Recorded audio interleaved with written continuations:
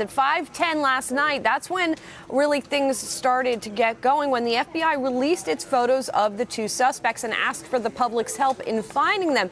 Then at 10:45 or so, we had reports of shots fired at MIT. And at that point, it was not at all clear that that incident was related to the Boston Marathon bombings. Following that, immediately, two men had carjacked a Mercedes in Cambridge. And then there's sort of a blurry period here. There was reports right after that an MIT campus police officer who was responding to a disturbance was found shot multiple times in his vehicle. Then I should say we had news of that carjacking. And then following that, we got some reports that the police were chasing the two suspects and that there was a firefight that ensued with the suspects throwing bombs out of the vehicle at the police. And people who were eyewitnesses there were reporting on Twitter and elsewhere that they were seeing this happen on the streets of Watertown and of some of the suburbs of Boston. Around 1 a.m., that seemed to come to a head. And then by 1:35, we had one of the suspects being declared dead at Beth Israel Deaconess Medical Center. He had been taken there, had been declared dead. It seems that one of the suspects actually ran over the younger brother, ran over the older brother as he was fleeing the scene.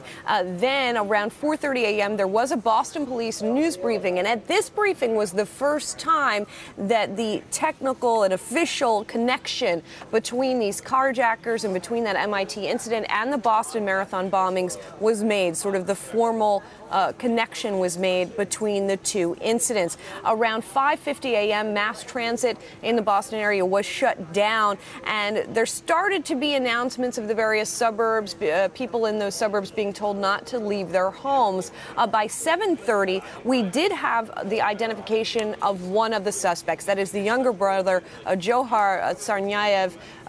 He had been identified. He was said to be at large. And then we still got the sort of expansion of people being told to stay in their homes. By 8 a.m., that was sort of official, that it had really ballooned to all of the Boston area. The officials saying, stay in your homes. We are conducting this manhunt. By 8:10 or so, the second suspect had been identified as the older brother, Tamerlan Tsarnaev.